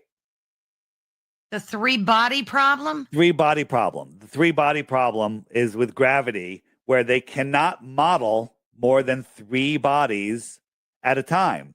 The three-body problem is you take the world's best supercomputer and you say, okay, I've got a planet and a sun, and it could figure out what it's going to do forever. But you put three bodies. Now, this is three of the same size bodies, and it still goes into chaos mode. It doesn't know what it's going to do next. That's just three. That's called the three-body problem. And there's only a couple of simulations that they found patterns that they'll make. But we have hundreds of bodies in our solar system alone that all interact with each other. We have planetary alignments. They should all be tugging on each other. The sun should pull on our moon and change its path. Everything should just go into chaos like this. Yeah. But the sky is a perfect clock. It is. It's orderly too. And it. Yeah. So James Webb and the Hubble telescope, that's all BS. There's no James Webb. There's no, I just can't wrap my brain around that. That's You want to talk about the James Webb? The James Webb is just so much nonsense. is it? Right? Oh, don't tell me that. Did you see this? Good Lord. This is that a star or a galaxy? What do you think? Well, it That's kind of actually looks like a star. it's actually my finger. Okay. Jesus. It's my finger. So here is James Webb versus Flat Earth Dave. Who made this? James Webb or Flat Earth Dave? Oh, I know you're good at these. So I don't know. I'm going Who to say made this? that's Flat James? Earth Dave. I'm going to be honest with you. I've forgotten which one I made and which Are one you is them. serious? I don't even know anymore. I really don't. I think I made one of these. I think I made this one. You're so good at that. It's so good. Anybody could do it. It's so you can do it for free. All of these images are on Google. Just pull them down and drop them in a black background, and it's crazy. So why lie about? Is it just again the answer that you gave before because they don't want us to know X, Y, and Z that they're lying about James Webb? It's Like, all about why hiding. lie about it? Yeah. So this is two of these images are fake. They're all fake because they're all from James Webb. But I made two of them. Those two. I'd say the bottom Nope, right. I'm going to change them right now. This one and this one. So now I'll swap them out. All right. Oh, I'm just saying. It's just showing you that. Oh no. They're all fake because God. No. I made these two. The rest are made by James Webb. They're all just nonsense. All right. Let's look at the launch of James Webb. Let me just say, where is it? What about the big hullabaloo when the Hubble had the wrong mirror and they had to go and swap the mirror? They sent the astronauts up to swap the lens to put the correct lens. That's all fake. All just drama. It's all just drama. Oh my mind hurts. Yeah. So this is what they showed us when they launched the James Webb. Right. So now we got the Earth right here. You got the Earth curvature, and they launched it. This is what they showed us. That looks so freaking fake. It is so freaking fake. But so now they might say that this is animation, but then they showed this. Okay, so now they're launching it. Now look, we're losing signal, and it's right here above Earth. We're just orbiting Earth. This thing has to go 1 million miles away and park itself in a Lagrange point. A Lagrange point is where the gravity of the sun and the gravity of the Earth are neutral, and it won't pull it either way, which is just hypothetical nonsense.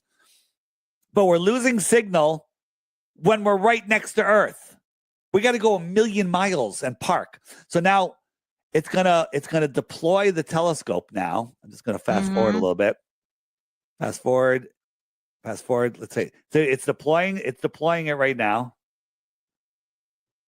I'm gonna make it go a little bigger, a little faster. So it's deploy. Here's the question: how's it gonna go 1 million miles now and park itself? What's gonna get it there? This is what they show us, and people are like, oh my God, it's so cool. And they got people, their masks clapping, right?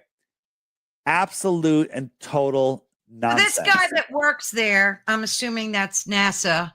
No, that's that's NASA. Now he may or may not.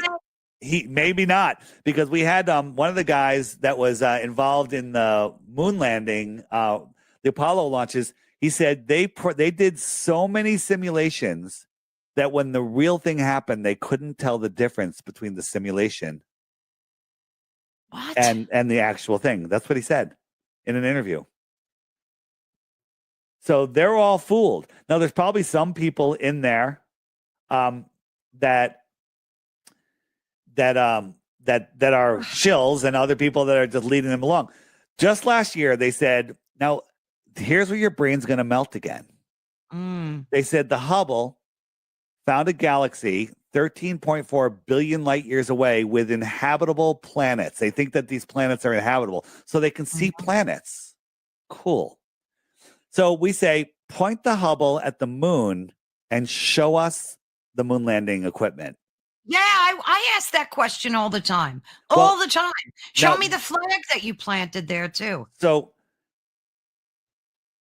13.4 billion light years. So let's That's just take ridiculous. 1 light year. 1 light year is 5.8 trillion miles. 5.8 trillion Mhm, miles. The moon is 237,000 miles. mhm. So 1 light year is 24.8 million times farther than the moon. We want them to show us what's on the moon. But if we had to look at something 1 light year away, it would be 24.8 million times farther. But guess Yeah, what? The planets that they are claiming are there are not 24.8 million times farther than the moon.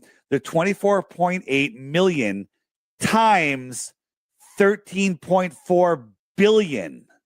that's unfathomable. I can't even. That's crazy. 24.8 million times farther, times not 10, not 50, not 13 million, 13.4 billion times. And they can see shit out there, and people just want Yeah, to believe that. I'm yeah, sorry. If you believe that, I can't help you. yeah. Yeah, now to me that's like, I know, believe me, and that's why I was so Right. excited to have you on because I Right. know we're being lied to on a grandiose scale. Let me You let know, me th- let me address Mish in the content. It's saying yeah. I've looked at Jupiter and its Oh, it's moons Jupiter. and Saturn. No, that I think Mish is probably pretty young or something. I've looked up too, and I've seen the light in the sky. Have you ever looked up and seen Jupiter in the sky? I've seen Saturn through a Yeah, college telescope. right, right, I've right. seen the And rings. yeah. So let me just pull up planets. I know stars aren't what they Yeah. appear to So be. I've this is seen. what NASA shows us, and this is what we see. When you looked at Saturn, you saw that. I did. Yeah, That's exactly what I that's a saw. light. That's a light in the sky. That's a light. I don't know what it is, but they're named after gods. Right? This is what we see with our optics. This is what NASA cartoons that they show us. So Yeah. so when you look up at Jupiter with your naked eye on a clear night, it is bright as the sun. It's just like a big star. It's super bright. Yeah. Now, Yeah. why do we see Saturn? Why do we see planets? Because the sunlight is bouncing off of them, right? Mm-hmm. So Saturn and the inverse square law says every time you double the distance to a light, it's half of the brightness or quarter of the brightness. It's just it gets exponentially dimmer and dimmer over distance. Light spreads out and just gets dimmer and dimmer. So a gassy planet, Jupiter, is it reflective or does it absorb light? Not reflective, it absorbs light. Right. Right? So it's not very reflective. And our sun is like the size of a coin held at arm's length. If we Right. doubled the distance to our sun, so it's round up 200 million miles, it would be the size of a pencil eraser. It would be a quarter of the size. If we doubled it again, 400 million miles, it would be pretty damn small. It would be like a large star. So if you were on Jupiter, the sun is 400 million miles away, the sun would be tiny. You believe that that little tiny light is going to reflect off of the non-reflective Jupiter. It's going to reflect back 400 million, 300, 400 million miles to Earth, and you're going to see it as bright as we see it. That's impossible. You wouldn't Well, see they tell anything. us that the light we're seeing, the lights in the stars that we're seeing are billions of years old. Well, They're not. that's not what we're talking about with a planet because that's just thousands of miles away. But Right. the light that they tell us, that cool story. I like to say cool story, bro. But we could not see planets. I mean, we couldn't see any of that stuff. Let's talk about scaling and variance. They tell us the sun is 400 times bigger than the moon, but it's also 400 times farther than the moon. Therefore, they look Mhm. like they're the same size. So they admit scaling and Mhm. variance, the distance, like if something is twice the size and twice the distance, it looks like it's the same size, right? Yep. If I had a basketball that was twice the size of another basketball and I put it twice the distance away, they would look like they're the same size. Just how it Right. works. Okay. So they tell us, you know, our sun is 860,000 miles wide. So if the sun was a mile over your head, it would fill the entire sky. You agree with that? It'd be like you're standing on a BB and there's a yoga ball a half a millimeter above the BB. You would just see, that's all you would see. We move it 93 million miles away. It's now the size of a coin at arm's length. It reduced in size that much. If I doubled it again, so now it's twice the distance, it would be a pencil eraser. Doubled it, it'd be the size of a star. Doubled it again, so it's 8 times as far. It would be arguably visible. It would be like a tiny star. Agreed? Absolutely. So what are we seeing? So hold on. So 8 times the distance of the sun. If the sun is 8 light minutes away, that's what they tell us the distance is. 8 times 8 is 64. We'll call it a light hour. At a light hour, it would be very hard to see the sun. But let's give the globe the benefit of the doubt. Let's make it 2 light hours. No, let's make it 24 times farther. So 24 light hours away. You can prove that the angular size of the sun and the brightness would be far below our ability to see. So at a light day away, we could not see our sun. Agreed? Agreed. It's a fact. Look it up. Yeah. So they tell us Polaris is 46 times bigger than our sun. Cool. So we'll make it 46 light days away. It would be the same size as we see the sun, which is unseeable. So at 46 light days away, let's round it up. 2 light months away. Always give the globe the benefit of the doubt. 2 light months away, you could not see Polaris. It would be, forget the brightness issue. It would be so dim, you wouldn't be able to see it. But let's assume that it doesn't get dimmer, which is just stupid. You could not see Polaris at 2 light months away. Yeah. They tell us it's 430 light years away. Your brain just melted. You can't. It did. You can't handle that. These things, no. I'm assuming you're going to say these things are a lot closer to us than they're all at the same focal length. The sun, the moon, and the planets are all at the same focal length on a camera. You can zoom past the moon, in front of the moon, and on the moon. You bring the moon into focus, then swing your camera over to a planet. It's in focus. Yeah.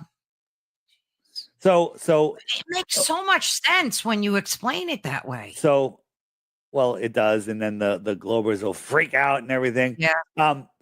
So Mish is saying they're roundish looking. Well, the lights in my ceiling have nothing to do with the shape of my floor. I think the moon is I don't know if it's a sphere, but it definitely looks round. But if I said to you, is this the sun or the moon rising or setting? Could you answer it? Absolutely not. Can I say, how about if I said if it's the sun or the moon? Could you answer that? Well, I'm assuming it's the moon because the sky looks dark. Yeah. Well, that's like the day. That's a good observation. But I gave you what's called a false binary, just like TFE. And it's actually a train, and it's not even a sphere. Okay. Look at those lights. You got blue lights, red lights, straight lights, square lights, and it looks like a sphere in the distance. It does. It totally does. Right. And so when we look at stuff like stars through our consumer optics have outgrown their lies. So let me just show you what a star looks like. That's a good one. That's a good one right there. This is a star. Yeah, I've seen those. Yeah, you can do this yourself. Yeah.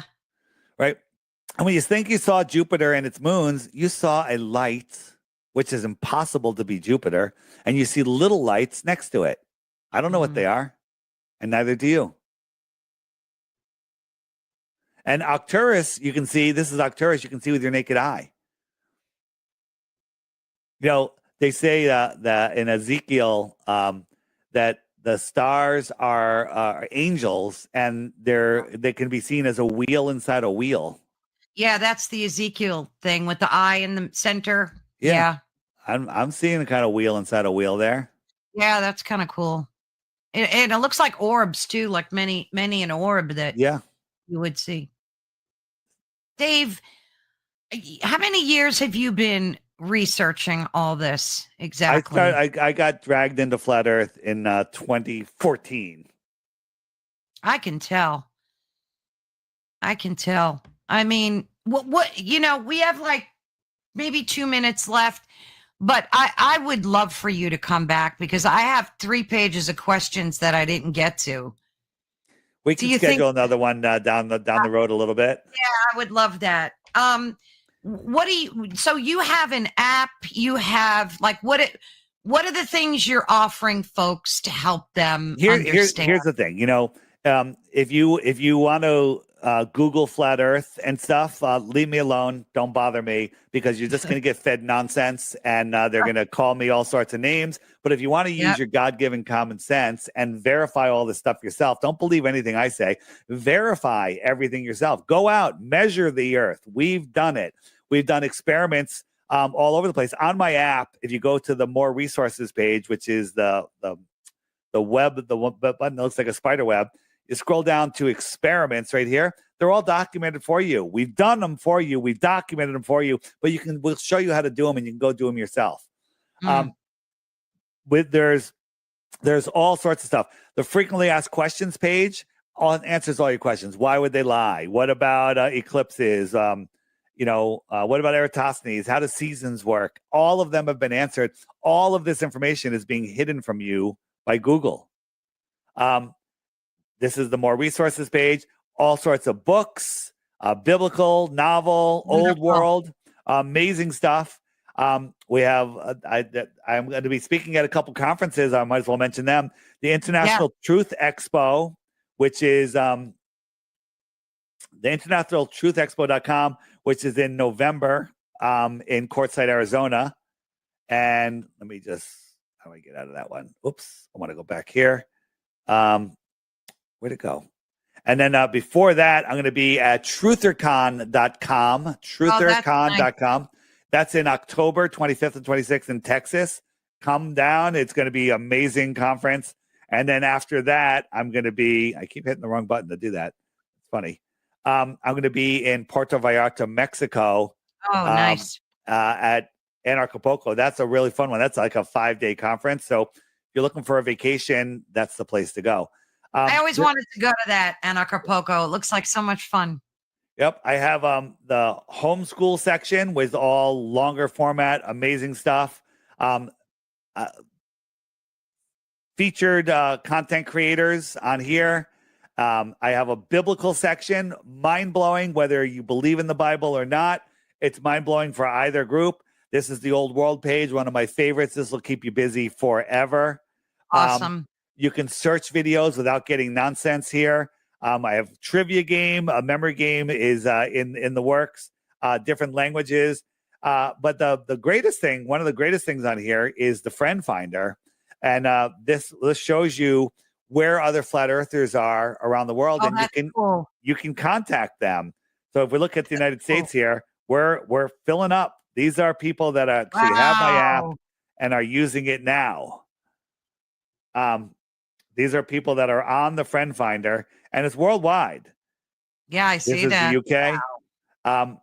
And then, when you're a flat earther, you can tap on anyone. You can look at their profile. You can message them. You can do video calls on here.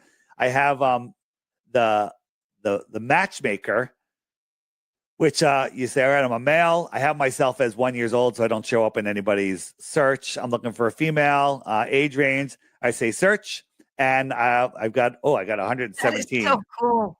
Yeah. That is so cool. And then you could scroll. I actually have it set at I was doing this in Spain, and there's not a lot of people there. So let me set the miles to, let's just go 150 miles. 150 miles, so I get a smaller group. Here, there's 24, and I can scroll from person to person, and make a match. Yeah, make a match. You can say hello. You can That's you awesome. do all sorts of stuff. Yeah, and it's not just for dating. It's for finding actual friends. It's for both. Yeah. Real quick, in 10 seconds, did you ever get did anybody from the government, I'm trying to word it, did anyone from any government agency ever contact you and ask you to stop this? No, it's not. It doesn't. That world doesn't work that way. They only put you in fear, and if you're in fear, all sorts of bad stuff can happen. I have zero fear. The creators got my back. I'm spreading the message, and I would feel like shit if I didn't spread this message. People say, "Oh, you're a grifter." Yeah, my app is $3 lifetime. You get it for lifetime. Now, if you wanna use the matchmaker, if you want to use the search features, if you want to create meetups, if you want to send outgoing messages, you have to subscribe. It's $11 a year, and I also make it so you can get it for free. If you go into the friend finder and you click the middle button here, you'll have a random number here. Click the pencil, change it to something that's easy to remember, 1 to 7 characters. And then anytime you tell someone about the app, if you're showing them something, give them your referral code. If you get 11 points, you can trade it in for a year subscription. That's wonderful. We're going to get bumped off. We're going to get bumped off because it's 7. There's another show. FlatEarthDave.com. FlatEarthDave.com is where you find all my stuff, all my social media. Definitely. Thank you, Dave. We will be in touch for another show. All right. See you. Thanks. Bye. Take care, guys. Thank you, everyone in the chat. Bye-bye.